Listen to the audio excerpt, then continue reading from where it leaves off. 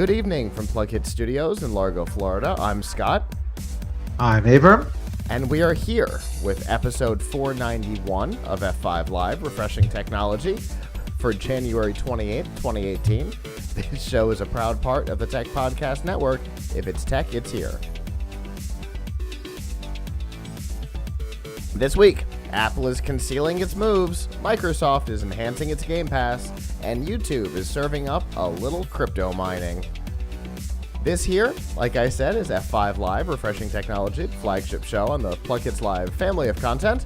And wherever you are and however you're accessing our show, thank you. Whether it be Facebook, Apple Podcasts, Google Play Music Podcasts, the Podcast Play app on in the Windows Store, on the myriad of other podcatchers, on our live homes, on Livestream, YouTube Live, Periscope, Mixer, or on Twitch, or of course on any of our social networks or on our apps, plughitzlive.com/apps. Thank you for making us a part of your day. There are two ways that you can join us. The first is live Sunday nights at 9 p.m. Eastern by going to f5live.tv/join us. From there, you can chat with us in the studio, which Avram and I always enjoy, especially during the Pilch Point, where tonight we will be talking about some new numbers that agree with our anger about the resolution of business laptops being too low. So we'll definitely want your input on that. The three chat rooms that I can see easily tonight are Mixer, YouTube, and Twitch. So if you want to chat with us, that will be your best bet tonight. But if you can't join us live on Sundays, that's okay. If you're watching the Grammys or whatever, it's okay. You can still subscribe to our show by going to plughitzlive.com/subscribe. And there you will see F5 Live, the Pilch Point with Avram Pilch, which I said will be on in just a little bit. Our special events feed, which right now is very active with CES content. We're 45 interviews in. We've got another 40 or so to go. So there's still a couple more weeks of content there. So you'll definitely want to follow that. The 3000 Brigade Presents and a number of other series are there as well. And I think with that, that is the spiel. Avram, how are you? Oh, not bad. Not bad. Spent a lot of time this last couple of days helping my son program a robot. So that's always fun. Yeah, we got in to test the Wonder Workshops Dot, which is a little round ball guy. It's been out for a while, but this is a new one that comes with like some costumes you can put on him. Anyway, he's kind of become obsessed with it. Okay. Which is cool, but that's a good sign. It's designed for kids who are around his age, but clearly the kids who are around his age, it clearly is designed for kids who have already learned how to read, because everything in it involves reading. Oh. And the app involves reading. So he's like, Daddy, I need you right now to help me read this. Anyway, which is fine, but it's a little bit complicated. But he's been enjoying that. So, it's every day. It's like, did you bring home something cool? Are you going to bring home something cool today? That's funny. I'm not gonna lie. That's pretty funny. I like that. Yeah. So now I have to try and or he'll see me. He'll say, did you see anything cool at work? I'm like, oh, not today. Not today. Not every day is fun day. Not every day. So some days you just gotta deal with reality. You just have to deal with the news. Yep. Not always fun, but that's okay. Did you have a good CES? We saw each other about midway, a little after midway. I think that was more like the end of the way for me. That was like my last night there. It was fine. Got to see some interesting stuff. Wasn't too high stress to see her, thankfully. Ran around to see a bunch of things, meet a bunch of people. Didn't get have enough time seeing friends and stuff like that. But it was good. I enjoyed. Highlight of my show always was getting together with you and the crew for dinner.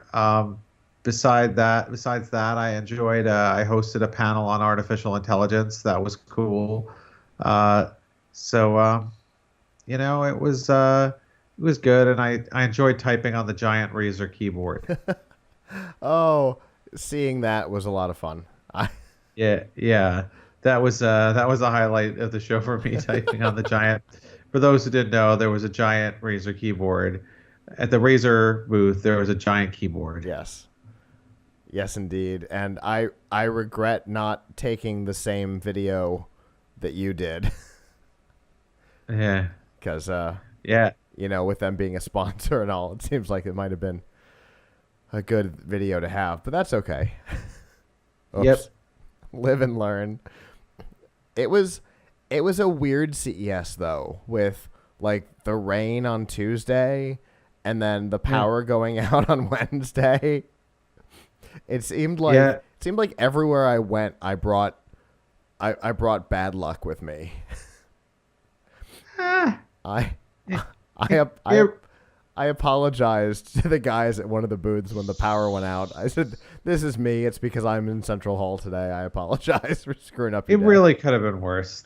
It really could have been worse, honestly. It wasn't. Yeah, that's true. It was not such a bad CES. It could have been worse. Yeah, it wasn't bad. It was weird though. It seemed like everything was a shifting target, which made for an interesting week. But yeah, it definitely wasn't bad. I mean, even with all the weird stuff, we only missed our video goal by a very small amount. And considering, we were running the live show and, two of our floor teams had to change facilities on Wednesday midday because the power went out. We didn't miss our goal by too much, so we were pretty happy. But for me, other than obviously our dinner with you, our highlight is always the Monster concert. That was a lot of fun this year with Joe Perry and his band. I wish we could have had you there. It was, I wish I could have gone to that. It was fun. We'll make it happen someday. We'll make the scheduling work. Yeah. But we've got a lot of stuff to talk about, so let's get down to the news. Ooh, that's not the right button. That's the right button.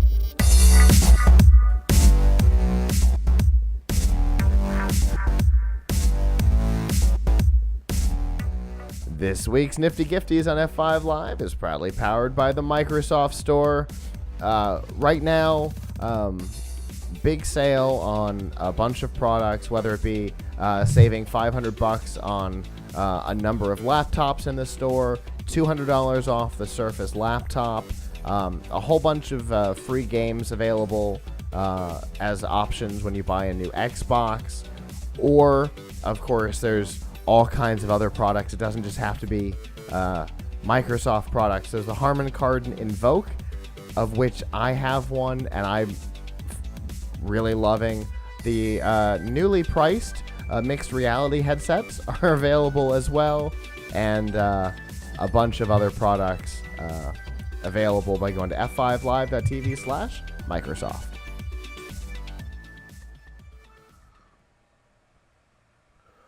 So, let's talk about Apple for a little bit, as tends to be our way, right? Yep. So one of the things that has kind of been a constant over the last couple of years is that analysts have been able to take pieces of information, hardware orders, sales trends, things like that, and they seem to be able to come up with a pretty clear picture of what Apple is planning. This year, however, things seem to be very different. Something has happened and it is keeping all of the analysts in the dark. Let me explain. This week, two very high-profile analysts came out with very competing predictions about what the hardware lineup will look like for Apple this year. One said that the iPhone X won't survive past this generation, which would be the first time that a flagship has been cut at the end of its generation when its successor comes out. Normally, it's just the little guys. The iPhone 4C, I think is what it was, didn't survive past its active generation, and I think the SE only lasted 1 year.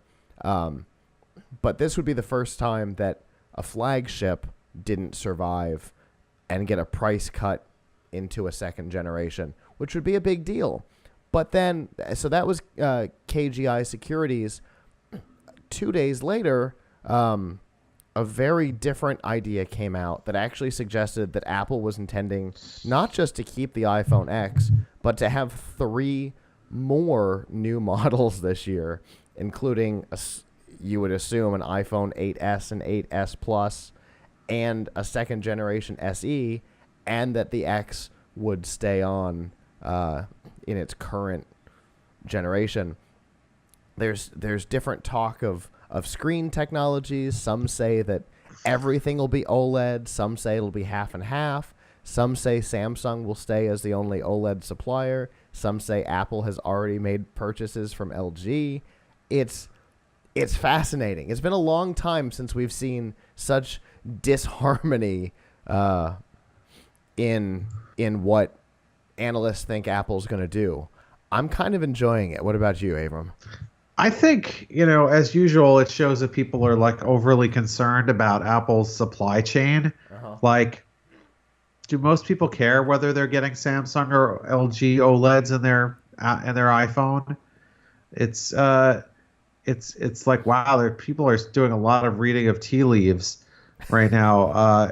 I mean, I really like to see people do the same thing with like other phone manufacturers, but I guess it would be, apart from Samsung, I guess people just don't care. Like Motorola, are they going to have more Moto mods? I guess, Right. you don't see a lot of speculation about that. When they come out with them, they come out with them. I'd be interested in seeing more Moto mods personally, because I liked that concept. Yeah, me too. But I mean, I guess what I'm saying is that you just don't see the kind of crazy speculation about that. I don't see how Apple doesn't update the iPhone X. Like, why would they keep it? Why would they keep it when it's still the flagship? You can't have a flagship that doesn't evolve year over year. So there would have to be a new iPhone X. You would certainly think. Maybe that's one of the 2 new devices. Maybe the 8S goes away. The 8S Plus becomes the more standard one. The SE2 takes the small form factor, and an X2 comes in at the top, with the X shifting to the further down towards the bottom. At a certain point, though, I mean, how many phones does Apple actually want to have actively on the market? Don't they try to really keep it simple? Steve Jobs wanted only one at any given time. So this seems a little bit confusing. This year in particular, if you think the 2017 lineup, or I mean what will last most of 2018, but it came out in 17, you've got the 7 and 7 Plus both survived. The 8 and 8 Plus came out, and the X at the top of the chain. So they've got 5 models available for sale today, with in there storage options for each. Oh, you forgot the SE though. Wait. Okay, so right now on the Apple site, you can get the SE, the 6S, the 7, the 8, and the X. And with the 8, isn't there an 8 and 8 Plus also? Yes, there is. So I guess when you click on 8, you get the choice of 8 or 8 Plus. Must be. Yeah. That's weird. Right, yes. So how many phones is that? If you can still buy an iPhone 6S? Well, that means I'm surprised that the SE is still on here. I thought that was terminated, which makes it even more fascinating. So the SE, the 6S, which might be both models, the 7, which could be both models, the 8, which is both models, and the X. Yeah, the 6 is both models. So isn't that a little confusing? So the 7 would have to be. They've got more active models right now than Samsung has, it seems. Right, but see, Samsung actually has an excuse because they try to serve different market segments. Right. I'm not really sure if the 7's the same way. If getting an old version of the high-end phone is serving a different market segment, you know. It's serving a different price point. Yeah, that's true. There are 8 active models according to the website. Yeah, that's a little crazy, right? Both 8s, both 7s, both 6s, an X and an SE. So what are they going to do next year? Leave the 8s? They just keep going, or are they just always going to cut the bottom off? Next year, I'll finally get rid of 6. Well, I'm surprised. I'm surprised that the 6Ss are still on there. It seems like that should have been cut last generation too. Right. Normally, they just have last year's, this year's. But here they've got 3 full generations plus the flagship and the SE, which is essentially a 5. Doesn't it cost something to keep making old stuff? It seems like unless they've just got a stockpile of these things around, it seems like at some point you're ordering so few parts that the cost goes through the roof. Well, I mean, these things are Apple, so there's probably still some people, really buying 6s and whatever, but 6Ss. But, yeah, I just wonder at a certain point, and actually we'll get to this, in my Pilch Point segment a little bit, like, doesn't it just pay to stop making old stuff? Like, it's just, like, the manufacturers don't want to do it anymore. Like, I can't speak on behalf of Intel or whatever, but you don't really see a lot of companies continuing to pump out laptops with like second generation Core series processors in them. Right. I bet you that Intel says, "Hey, we're not making these anymore. Enough. Like, we don't want to continue to manufacture old stuff, to have the factory set up to manufacture old stuff." Yeah. So process lines are expensive. So, there has to be a point at which it's like, well, we're making all these old CPUs and all these old things that, now only for our old phones. Yeah, they've got Samsung pumping out 3 and 4-year-old chips for these phones. And then screens too. That seems silly. Yeah, that's the thing. I mean, I guess for Apple they're willing to do it, but yeah. Anyway, it's a little crazy they don't replace some of that stuff. I agree. By you encouraging me to go to the website, I was surprised at how many devices were available now, because it's certainly out of their normal policy. Like they've had a procedure of retiring a generation down, one generation down, one generation out. But then again, that's not what they're doing here. If you look in the notebook world, they're still forcing Intel to manufacture fifth generation CPUs, right? Because the MacBook Air are still using Broadwell. Yikes. Right, so I guess they have no qualms about keeping stuff long after it should be gone. Yeah, long after. Whew. Anyway, for me, I think it's gonna make having to follow Apple this year at least more interesting, because it seems like nobody quite has a grasp yet, which is fun. Normally things are starting to come together, and it's fun to see a moving target in this case. Because when you go to these, when you see the announcements, don't you want to not already know everything they're going to say? So, yeah. How about some surprise? So it seems like Apple has fixed whatever surprise leak that they've had, or at least they're just being bizarre enough that nobody can follow along. Either way, it seems to be working. So it should be a fun year to follow them. All right. Here's my prediction. Okay. The company starts to move further away from numbered names. Okay. So maybe there won't be an 8S and an 8S Plus. Maybe they'll come up with some way of simplifying. Either it'll just be the iPhone, like they now have the iPad. Well, to be fair, it would just be iPhone, since they refuse to put a "the" before it whenever they say it. Sorry, it would be just they use iPhone, it like it's a person's name.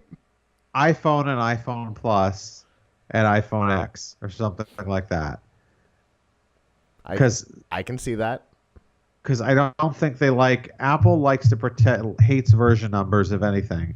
So the iPhone is the only product I think of Apple's where they really promote the version number in the name. I think you're right. Right. But if you think about it, they're in the process of removing the letter I from all of their product names. So if they were going to remove the number, maybe that would be the time to remove the I as well. Oh, it's so iconic, though. I know. You're just gonna call it the Apple Phone Edition or something.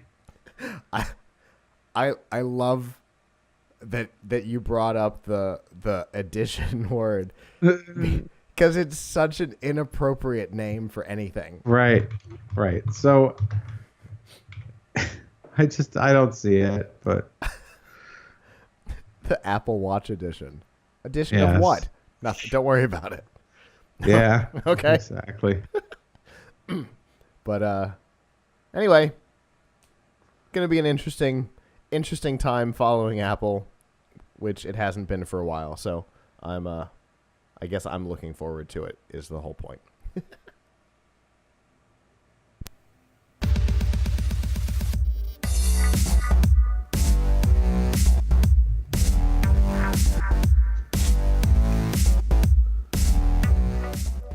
This week's Pilch Point with Avram Pilch is proudly powered by Monster Products.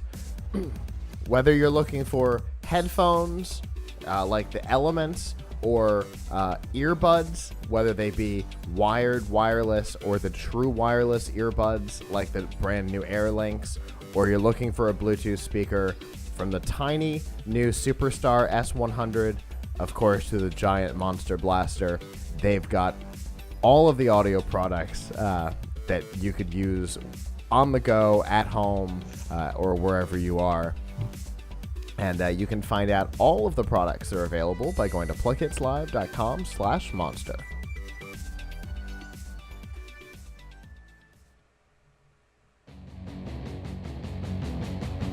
And of course, that music means that it is time for the Pilch Point with online editorial director of Laptop Magazine and Tom's Guide, Avram Pilch. Avram. Hey, We've still here. We've got some numbers. Yes. Some Before numbers we get to... that will make us happy. Well, make us angry, but prove our anger. We'll stir the passions. There you go.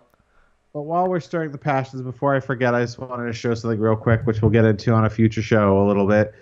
This here is the Maker Bueno.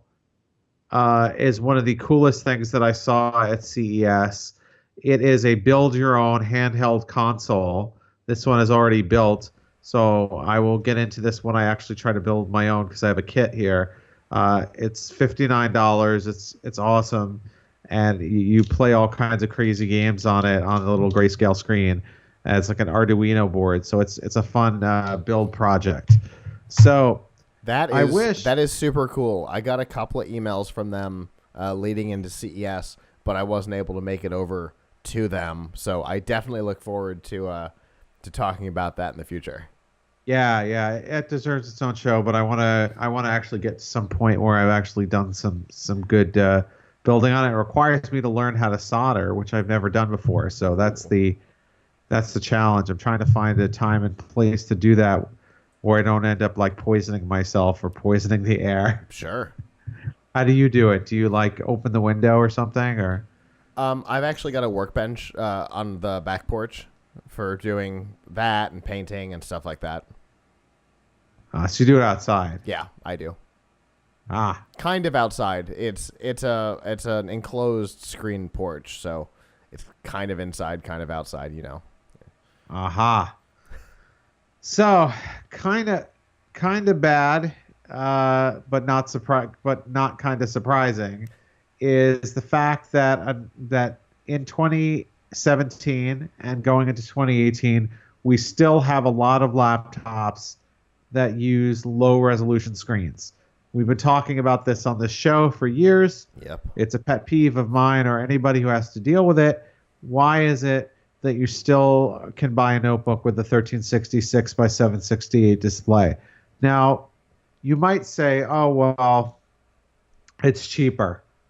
But what's interesting is when you talk about business notebooks, which are the notebooks that companies buy, while they want to save money, at the same time they need their employees to be productive. 51% of business notebooks sold in 2017 had 1366 displays. So that's better than previous years, but that still means more than half of the new notebooks were companies buying notebooks that made their employees actively less productive. If you have a 1366 by 768 display, you have about 40% less vertical screen real estate that you do on a full HD 1080p screen, which is the minimum that anyone should get on any notebook, is to get 1080p 1920 by 1080.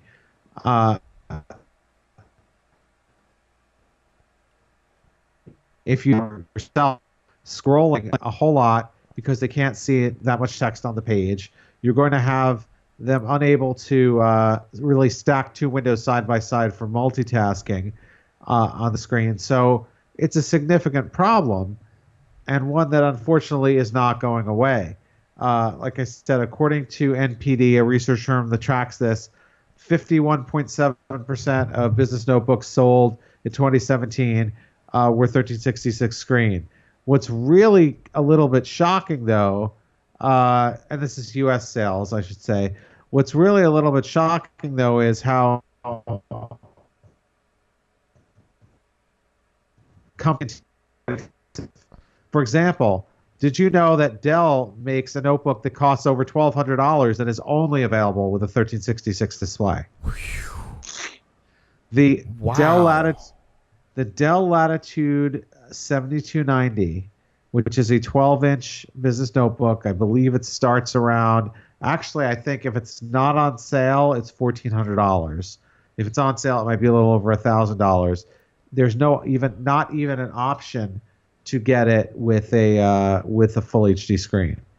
Other notebooks, other popular business notebooks like the ThinkPad T470, now T480, or the HP ProBook, or certain HP ProBooks, also start with 1366 displays, but you can pay a little bit extra, maybe $50 to $100, to go up to 1080p, which really begs the question: why doesn't everybody just pay the $50 or the $100? Why would businesses want their employees to be less productive to save a few dollars? And why would companies like Dell, HP, and Lenovo continue to sell these crappy screens? Like, shouldn't they have a little bit more pride in the product? Right. I mean, you don't see Apple doing this, right? Like, Apple doesn't say, well, you know what, I could sell people a laptop for $100 less if you don't use a Retina display. So let me have a garbage screen option, and then charge people $50 more or $100 more to get the good screen. Uh-huh. Like, no, they don't want people to own an Apple laptop which has a bad screen.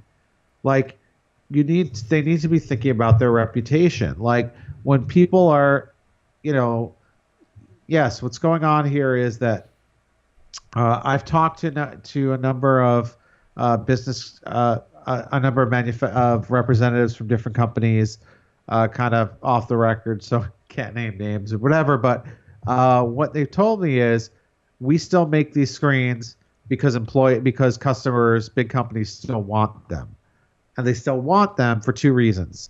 One, they want to save money. Mm-hmm. They want to save, even though $50 isn't a lot of money on an individual laptop. If you're buying 10,000 of them, Right, it's a lot.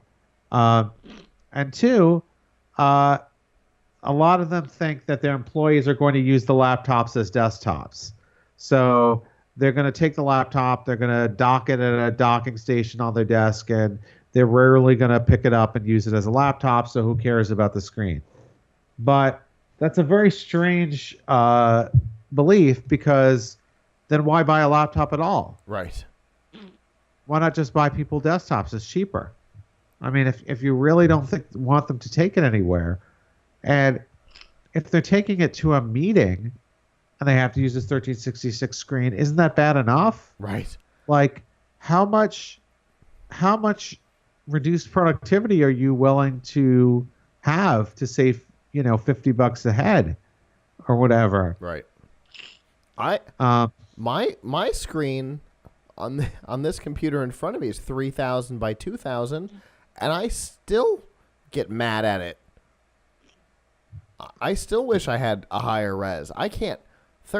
The idea that any employer could go, you know what, 1366 is good enough, is obviously they're not like forcing the people making the decisions to use them before they buy them, because there's no way that after you used a 1366 that you don't want to chuck it across the room. Yeah, it's very frustrating. I mean, for our listeners, if you haven't used a 1366 screen lately, consider yourself lucky. I mean, the other thing about it is that, besides just not having a lot of screen real estate for work, even on the consumer side, where the numbers are actually worse, on the consumer side, 66% of consumer Windows notebooks have 1366 displays. What? Actually, I should correct that. 66% have displays under 1080p. So that's probably 1366, but it could also be a 1600 by 900 screen. There are a handful of computers that have those. Okay, that's true.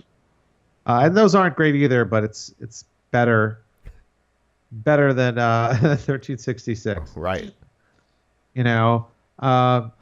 So,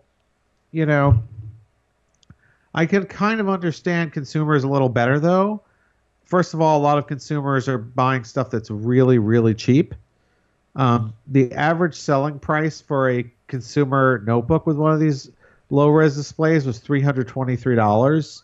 So there's not a lot of $323 notebooks that have full HD. Right. I said not a lot because there's actually a couple. There are a couple.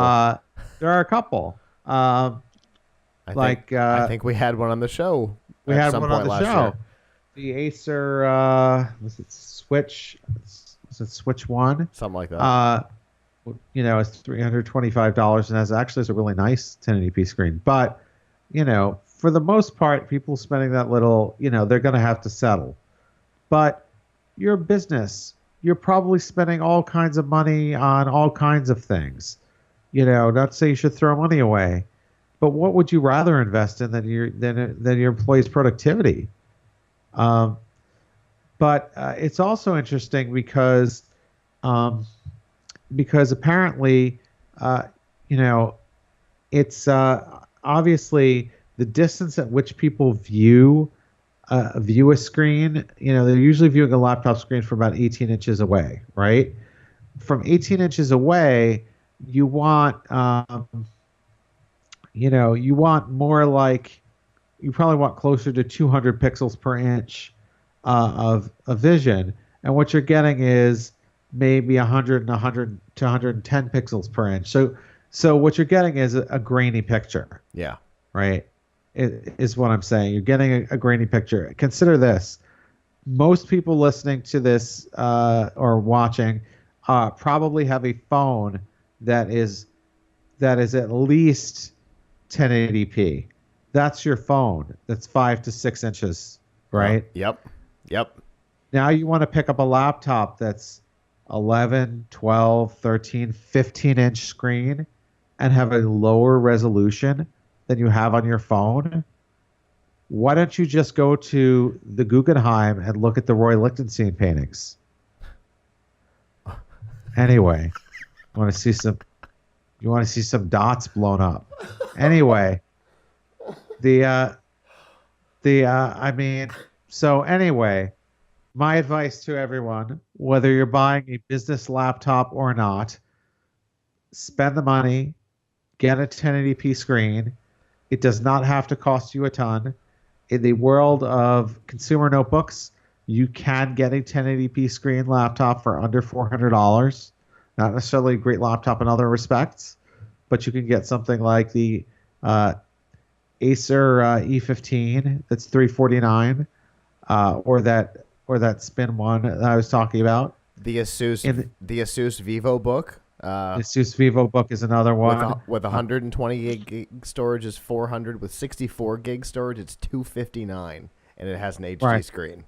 Right. So we should say a full HD screen. Don't be fooled, folks, because a lot of things are labeled as HD screen, and that's 1366 by 768. How do you call something high definition when it's the lowest definition you can get is a really good question. Because back in the day, when people had standard definition on their television set, with standard definition was what, 480p? 480, and HD started at 720. Right, so 1366 by 768, by the old definition from old days, like 10 years ago, that's high definition.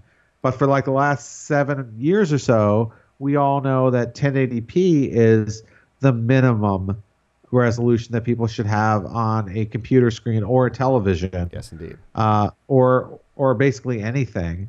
And now people are going above that on to 4K and things in between 1080p and 4K. So spend the money, get it. It doesn't have to be expensive. Even the world of business laptops, which are a little more pricey, you can still get one for under $700 that has 1080p. Spring for it because that's what you're looking at all the time. Will people notice that you spent $50 more or $100 more to get a Core i7 over a Core i5? No. Will they notice that you got 16 gig instead of 8? Probably not. Will they notice that their screen looks like a pointillist painting? Yes. So that's my 2 cents, and I'm sticking to it. If you want to read my article about this, go to laptopmag.com. Check out all of our tech news on tomsguide.com. Oh, that was funny. You actually made me mute my mic because I started coughing because I was laughing so hard about the Guggenheim. Oh, that was. It's been a long time since I've gone there. But one time when I was in college, my friend and I went to see a Liechtenstein exhibit there specifically because apparently, I guess, he was really big. He was really friendly with the people who ran the museum or something. Okay. So we were like, we went all around. We saw them. Then we went to the gift shop and they had a bunch of posters. And I was like, oh, do you have a poster of that painting? And the cashier was like, no. These are the only paintings Roy would allow us to sell. I was like, do you know him personally? Does he go in and chat with the cashier? Maybe he does. I don't know. So did. I think he's dead now. But anyway, that's my Roy Lichtenstein story. All right. Anyway, great for museums, not so great for your desktop. I think that's our important takeaway there. Yeah.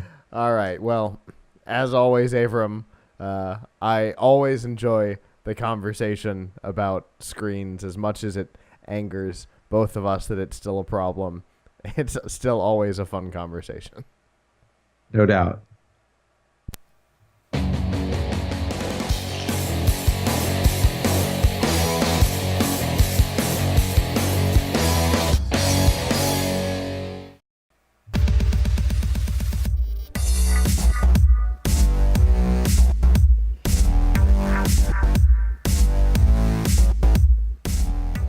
This week's Extra Life on F5 Live is proudly powered by Razer. All of the gaming accessories that you need really to up your game, whether it be on PC or console. There's a bunch of accessories from a new mouse or keyboard. Probably not the giant keyboard that we saw at CES, but a keyboard nonetheless. Or it could be the new Razer phone, which is designed as a great companion for hardcore gamers, or a full PC. whether it be the Stealth, the Blade, or the Pro. They've got a laptop for you, and none of them come with 1366 by 768 resolution. And you can find all of the laptops, keyboards, mice, and other products by going to f5live.tv/Razer. It seemed like a necessary thing to work in there. That's true, and it's exemplar of what I said. There are some brands, Razer is in that group, Absolutely, that they want to maintain a strong brand identity. Like, we will not sell you inferior stuff. Yeah. We don't care about, trying to get someone to nickel and dime us. And I think every company does that to some extent. Razer does it more. Like, they're like, we're going to be premium, but you can't go to McDonald's and ask to buy 2 chicken McNuggets off of the dollar menu. Right. Like, the customer's not always right. The customer could be asking you for something cheap and subpar, but you got to hold the line and say no. That might exist, but it's not from us. Good luck. Yeah. Bye-bye. All right. So, in gaming news this week, Microsoft made an announcement that I was pretty excited about. They announced that starting with Sea of Thieves, which releases in about 2 months, all Xbox first-party titles will launch as part of Game Pass on the day they release. So that means that Microsoft is taking a very Office 365 or Azure approach to gaming, and thinking of video games more as a service than an individual product, which is an interesting move. When they came out with Game Pass, I had a feeling that was the way their thought process was going, but seeing first-party titles come out day one is an interesting move, and will undoubtedly not hurt Microsoft, but interestingly, could hurt GameStop, because obviously their whole business model is around reselling used games later, and they've been the lobbying force behind the Xbox One and the PlayStation 4 having optical drives at all, which neither one of them were supposed to have in the first place. But Microsoft seems to have found a way to shift a lot of the stuff to digital only, and Game Pass is a way to do that. And since you're technically leasing, I suppose, the games as a bundle, there's no product to resell for GameStop. Yeah, I feel really bad for GameStop, because I think that if they want to stay in business, they're going to have to become something else. Mm-hmm. They made a pretty smart move by purchasing ThinkGeek. Yeah, that's what they're going to have to become, basically, is ThinkGeek. They spun Movie Stop off because that Netflix already ended that industry, and Movie Stop, I think, has shut down now. And then now GameStop is going the same way with a service like Game Pass, kind of marginalizing the resale of games. I think the purchase of ThinkGeek was a really smart move for them. Yeah, basically, if you go into a GameStop these days, it is like 50% ThinkGeek. Yes, it is. And we have a couple here in New York that are specifically known as ThinkGeek stores. Yeah, we've got a couple here too. They should probably just transition everything to ThinkGeek and have a gaming section, because that'd be a smart move. I mean, I don't know. Maybe people don't want to just go into a store to buy, I don't know what their sales are. I don't know how many people go to buy bobbleheads, but the Funko Pops are crazy popular. Yeah, I mean, I don't know. I know they're crazy popular. I don't know if it's like how much of their sales and revenue it is, but yeah, I mean, it's those are the kinds of things, the ThinkGeek type of things that you might actually want to see in person. before buying. Like you could buy, Absolutely. yes, you could buy them online, but there is a little bit of an immediacy. Like, oh, I want to see what this looks like. Sure, let me go buy it now. So like, I usually, by the way, if, I totally agree on that. I bought. They had on clearance the Star Trek laptop bags. Just after Christmas, between Christmas Day and New Year's Day, they had them on clearance for $10. So I bought the whole set. But I would have loved to have seen the engineering yellow in person to know that it's so wrong. Like if I had been buying it at the $69 original retail price, I absolutely would have wanted to see it in person so that I wouldn't have been mad later. yeah, I mean, so, so it's if I have a gift that I have to get for someone, that's basically where I go. You know, if I have to pick up a gift for my wife or something, or I tell other people the same thing. Like, you have to pick up a gift for me. You can always go to ThinkGeek. Uh-huh. You can't go wrong, but it's so yeah, I think GameStop is in trouble. They've been in trouble for a while. Here's where they're going to be in bigger trouble. I think they're going to be in bigger trouble if the next generation consoles come out and they don't have a disc. Yeah. The Switch doesn't, right? There's no you have those. Can you buy the Switch? You can buy the Switch games on micro SD, right? Yeah. Yeah. So, But I mean, the Xbox One and PlayStation 4 were both supposed to not have optical drives, and GameStop was the lobbying force that ensured they were there. But with a move like this, GameStop's going to be in more trouble than they are now. That's going to, dismantle their lobbying power to get to Microsoft and Sony. So yeah, the next generation may be 100% digital. Now, as a consumer, I'm of mixed feelings about that. This, like, on the one hand, sometimes you can get a great deal on stuff by buying like a used disc at GameStop. On the other hand, it's so much more convenient, and you can't scratch them to download things. Sure. And you don't have to have a physical library of games. You can download, wipe a game off your hard drive that you don't want to have direct access to right now, but in 6 months you go, you know what I'd really like to play? I'd like to play Portal 2. And you just go tell it to download back to the console and you're good to go. Yeah, I mean, that's kind of the thing. Cloud storage is pretty convenient. Although, I don't know about you, but when we download stuff from the PlayStation Store, it takes forever. So I wouldn't necessarily be taking things on and off at a whim.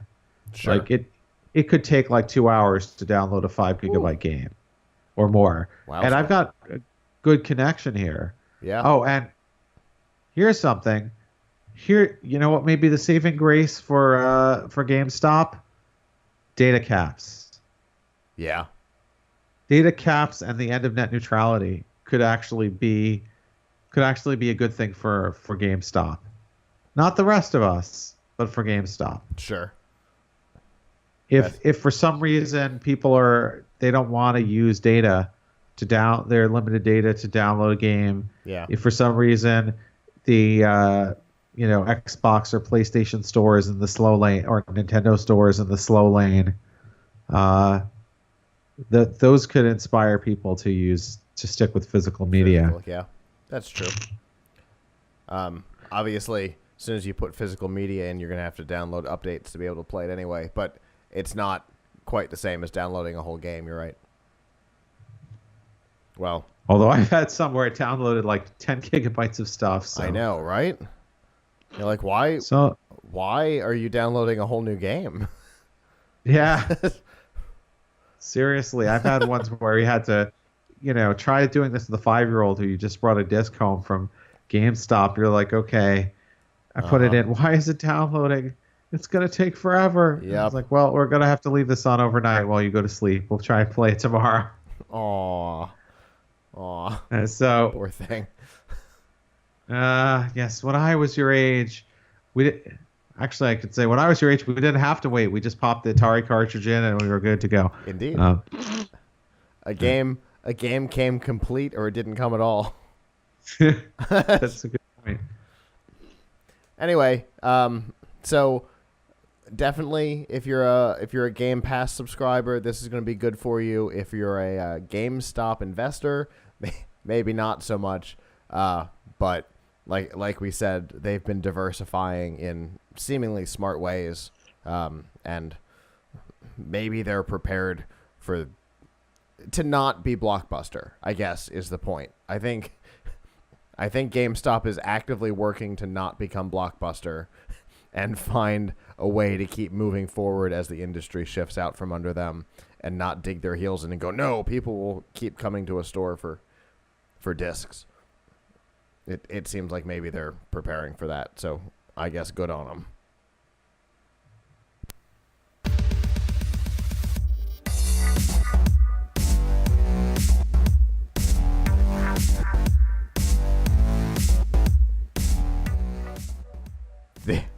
This week's news from the tubes on F5 Live is proudly powered by RiffTrax.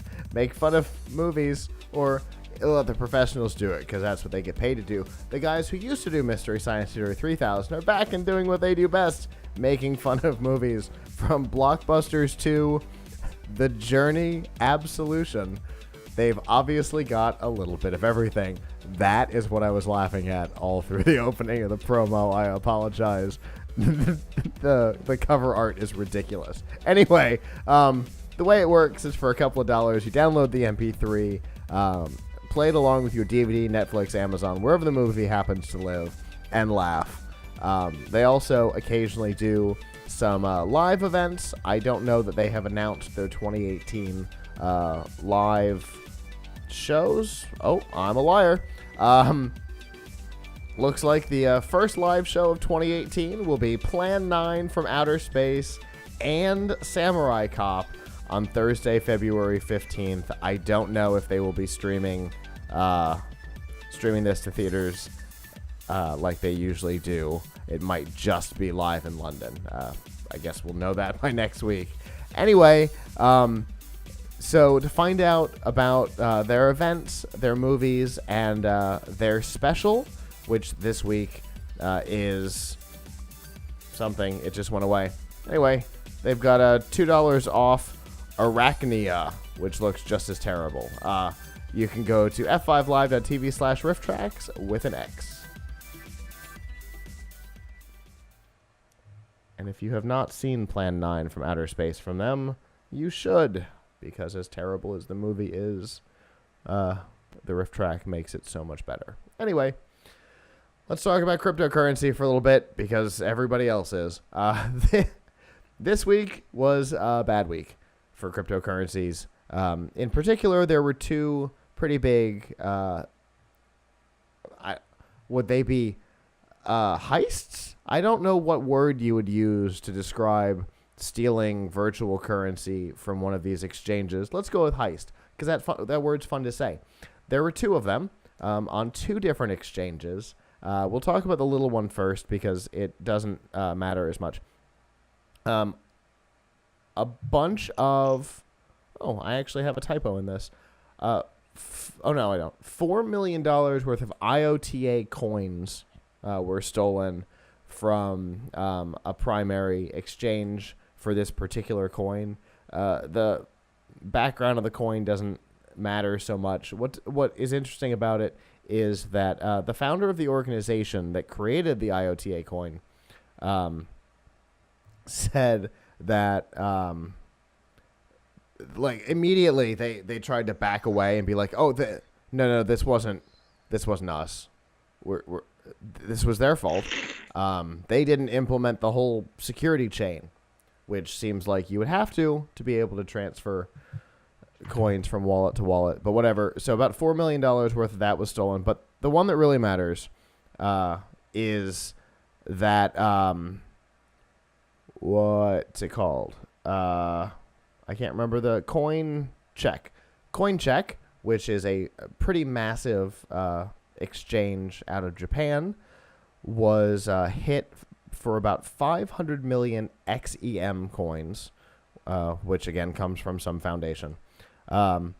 500 million coins works out to give or take about 400 million US dollars, which is a lot of money. The president of the NEM Foundation said this is the biggest theft in the history of the world, which I'm hoping was hyperbole because it wasn't. In 2014, the Mt. Gox heist resulted in just shy of $492 million worth of Bitcoin, which today would be well over $1 billion worth of coin, because the value has gone up significantly since then. But I get that they ceased operations, which is a good thing. We don't always see like immediate reaction, and once this was discovered, the place shut down. XEM, you couldn't deposit anymore, and then within a couple of hours you couldn't do anything, and then or at least you couldn't deposit any currency of any sort, and then like an hour later they're like, nope, you know what, everybody go away for a little while. The cops showed up. They're making a big deal about it because it is a big deal. It's a lot of money to have just disappeared.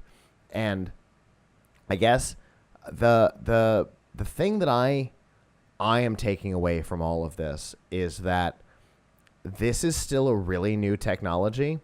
And if you're going to get into it, know that the risks aren't just in the fluctuating value of the coin. It's that nobody quite knows how to keep this stuff safe. And you need to know that. Great. So what are they going to do with the $400 million worth of XEM coins? Are they going to use them to buy premium features on Reddit or something? I mean, very few sites accept even Bitcoin, which is more well known. Sure. Well, so if you can't do anything with the $400 million, it's like you went to my house, you went in the closet, and you stole $400 million of Monopoly money. Well, to be fair, there's the ability through other exchanges, since these coins, unlike say a US dollar bill, have no serial number. There is no following their path. You could, in small amounts at a time, transfer these from whatever wallet that they were stolen into smaller wallets, and then transferred through other exchanges back into currency. You wouldn't want to do it all at once because the price would plummet as you were selling it. But if you put a little bit at a time back out into the market, you could get value back. Or the heist could be all about trying to damage the reputation of this particular coin. It could be from another coin issuer who's just trying to damage the value of XEM. Who knows what the reasoning is? Corporate espionage is not a new concept, and considering the seeming ease of stealing this kind of thing, you know, it could entirely be corporate espionage, because ICOs are all the rage right now. Initial coin offerings, for those of you who have been fortunate enough to stay out of cryptocurrency lingo entirely. So I don't know but it's a lot of money worth of something. You know, even if it was, you know, somebody breaking into Milton Bradley and stealing $400 million worth of Monopoly money, that's still $400 million worth of Monopoly money that it is Milton Bradley, right? I'm gonna say it is. That I think so. That they have spent the time to create, and it's an investment lost. Yeah. Yeah, I mean, it's obviously bad for the XEM coin, but I'm not sure it's all speculation. So if they damage the value of the coin by stealing it, aren't they also damaging what they stole? Yeah, but if that was their intention, then it's okay. If their intention was to damage it, then it's okay. I They mean, were trying to get not rich, okay. maybe not. Yeah, right. Because, like you said, it's not Bitcoin or Ethereum. It's not something that if $400 million worth of it went missing, would affect the marketplace. $400 million worth of Bitcoin going missing.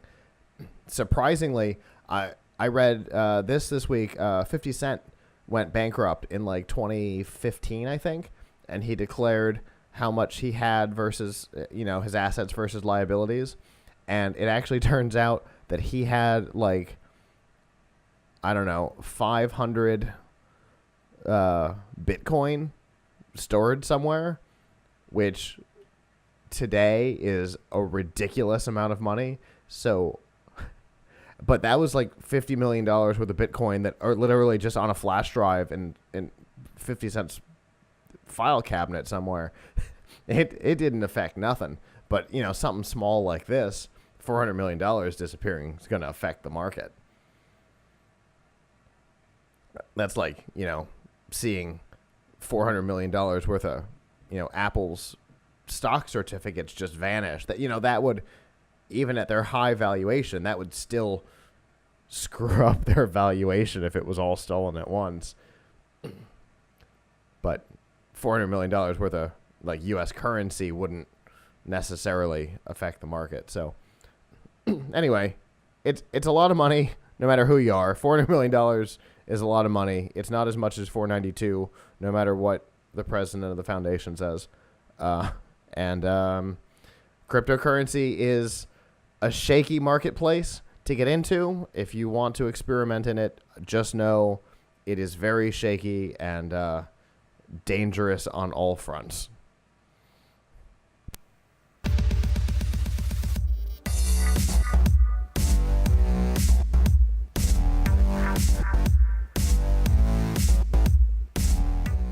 This week's DRM not included on F5 Live is proudly powered by Amazon Prime. We all know about Amazon Prime.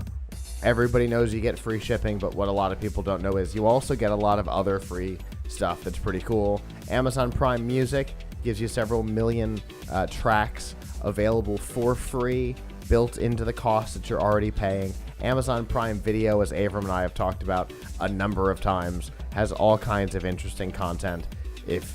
If you just go watch Man in the High Castle, then you have justified your time on Amazon Prime Video. And then if you're a gamer and you enjoy watching Twitch, with Twitch Prime, you get one free subscription per month as part of your Amazon Prime. And of course, you can get it for yourself, or you can gift it to a friend. We've got links to make both of them easy for you. And if you don't already have it, you can get a free 30-day trial right now to make sure that it's something that you want by going to f5live.tv/prime. Know that link has changed since last year. It used to be /Amazon. It is now /Prime. But Amazon will take you to a similar place on Amazon. But just so you know, you're not crazy. The link did change. Anyway, let's talk about YouTube for a minute and stay in the cryptocurrency world.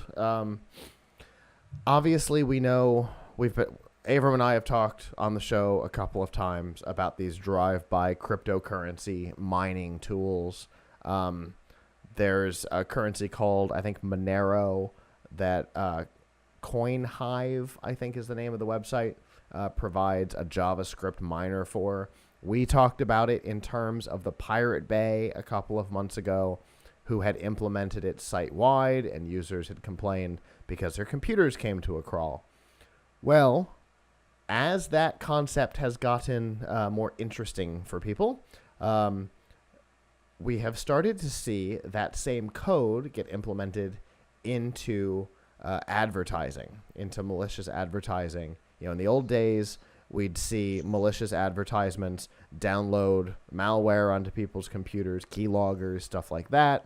The browsers at this point are doing pretty well at sandboxing stuff, so it's more difficult to do that without your knowledge. I remember even G4 getting hit with it. Yahoo got hit with it a couple of years ago. Well, now with this cryptocurrency mining stuff, YouTube got hit with it.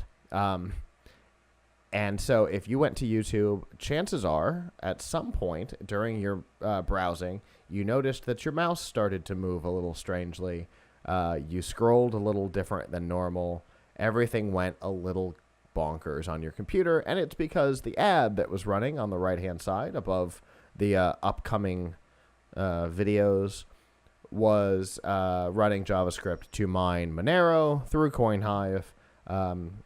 A number of the big antivirus and anti-malware services like Trend Micro have been watching this advertisement-based crypto mining for a little while. About 90% of them are using CoinHive. About 10% are using homespun JavaScript because apparently it's pretty easy to do. And they've managed to get it into YouTube. And Trend Micro says that that they tracked it on YouTube for about 8 days.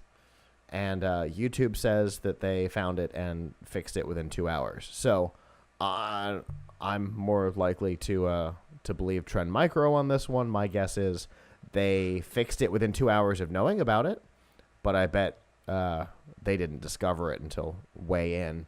What do you think about this, Avram? It's certainly a check mark on the side of ad blockers, which of course is something that you and I have a passion about. But so I have two things to say. One, there are a lot of malicious ads out there on the internet. Mm-hmm. These are not the only ones. And the key is that the companies that run and traffic the advertisements need to screen them. Yes, indeed. You know, I can't tell you how many times lately I've had, I'm not sure what the technical term is for this type of ad, where it redirects you to like a website that says you may have won, you won $6 million or something. Yep. And like you can't back out or anything. You just got to like close that tab, close it. It seems to happen to me on mobile only. That is getting really bad on mobile, I've noticed. And for some reason, I didn't think your browser could do this. It actually makes your phone makes my phone vibrate. Yeah, you have hardware access to the browser. Yeah, I just didn't know you could make vibration. You could actually use the haptics. So, absolutely, I can do all. That's how what's it called? The thing that Adobe bought, Phone Gap. That's how all that stuff works, is through JavaScript APIs to the hardware. So, look, companies that, I mean, YouTube is ultimately responsible. And unfortunately, a lot of companies, probably Google as well, use ad networks. If YouTube doesn't, then they're maybe using their own ad network, whatever. They are. And the ads were coming through DoubleClick, which is one of the two ad networks that Google owns. Right. But unfortunately, the way that these ad networks work is they're you know, you don't have to actually have I think you very often don't have to have a human test the ad. So, you know, anyone can put anything, and then they're sort of trying to get rid of it, scoop it up after the fact. Yep. That is a sad thing that's going on, no doubt. I mean, I certainly support things that, you know, antivirus that looks for that kind of stuff, malware security software that looks for that kind of stuff. But you can't throw out all advertising because there's a few bad apples, because the advertising is what pays for the content. Yep. Now, what you told me, I hadn't really thought about before, but what if people did this openly and honestly with their site visitors? It's what the Pirate Bay did. The Pirate Bay was very open about it. They made a big deal, that put out a thing on their homepage and said, hey guys, because of the cost of running this thing, here's what we're going to do. We're implementing this browser-based crypto mining so we can recoup some of our costs, and you guys don't have to constantly see porn ads.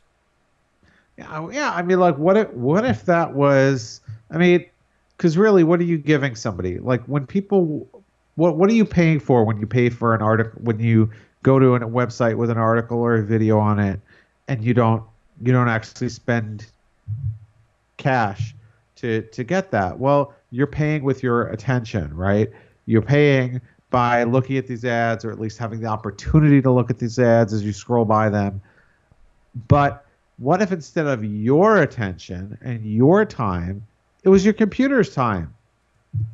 Absolutely. That doesn't sound so bad. No, absolutely not.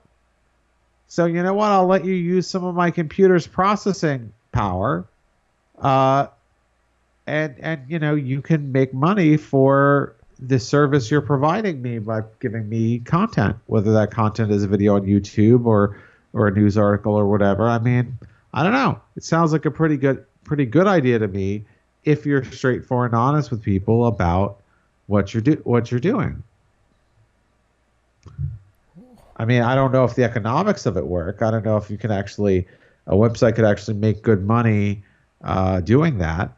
But clearly, the people who are running the ad thought that they could do it. They were paying money to run this ad on YouTube, which is not cheap. Right. That's and yet for sure. they felt that they were getting good enough value that they could spend the money to place the ad and still profit. The value is finally at a place. So when we talked about this the last time, in the case of the Pirate Bay, I went and actually ran tests on it, to figure out what kind of processing power would be required to turn over any kind of usefulness. And at the time, it was impossible. You absolutely could not make a profit at it, and I was surprised. I mean, unless you're the Pirate Bay and you get the kind of traffic that they get. I am looking right now at the current price. And it is almost 100 times what it was when I ran my experiments, which now puts it at a place where it is absolutely valuable enough to be able to do. Especially if you're on a place like YouTube, right? Where people stay on a page for an extended period of time, because it's not like, it's not like a video. It's not Vine, right? It's not 6 seconds. It's right. YouTube tends to be 5-minute plus content that, most people stumble upon. If you're watching, Fail Army or something like that, you're looking at 12-minute videos. If you're looking at our show, it's 60 something. Right? Yeah. And so people are going to stay there, and it's not like people tend to do other things while YouTube is running. It tends to be the foreground of their attention. And so you may not even notice that your computer is slowed down because it's using 80% of your processor for mining. It seems like a fair trade to me. I mean, you just have to be honest with people. This is what exactly. This is what you're doing. Yeah, absolutely. So long as you're honest about it, it seems like it would be no big deal. But trying to shoehorn it in without anybody knowing, which is what these guys were doing, that's where it becomes a problem for me. But yeah, I totally think so long as you've got a thing, when you get to the website that says, hey, we're not running ads anymore, we're doing this instead. Welcome to the site. Like it or leave it. That sounds good to me. Yeah, I mean, I wonder how that economics could work out for somebody. I don't know. It's just an interesting business model to consider. I don't know, like I said, I don't know how long someone would have to stay on the page to make it worth it. I'm gonna rerun my tests. I've still got all the code in place. I'm gonna rerun my tests tonight to figure out where it falls, because in the office, not in the studio, but in the office, we tend to leave some of the computers running, and I figured, if I just hit a play button when I walked away and let it do its thing, it's already on. What's the big deal? Maybe I can generate my own thing. So I'm going to go run some tests again tonight, and I'm probably going to write about it this time because I think it's an interesting topic. I can't wait to read that. Well, guys, that is our show, our first official show of 2018. I guess technically 490 was in 2018, but it seems so long ago on the other side of the country. Anyway, next week, of course, is the Super Bowl, which means that we will have to decide whether we do the show or not. We normally don't, but Avram and I will make a decision this week and get back with you one way or another. If we're not on, we will definitely be back in 2 weeks, and we will be back into a normal groove for a while because I don't think we have any special events coming up on a Sunday until March sometime. So with that, we've got a lot of normal time ahead of us, which I'm looking forward to being back to normal. Of course, you'll want to stay tuned to our social media, our YouTube, our subscription for the PLUGHITZ Live special events feed, because there's a lot of really cool CES content coming, including my interview with the head monster, Noel Lee, which we'll be publishing in a couple of days. I'm really excited about that one. I interviewed him last year, and the SD card that we recorded it on got screwed up. So we got to do it again this year. Everything's good. It's ready to publish, so watch out for that. And I guess with that, on behalf of the staff that's not here, I'm Scott. I'm Avram. And we will see you guys back maybe next week, maybe in 2. Ciao.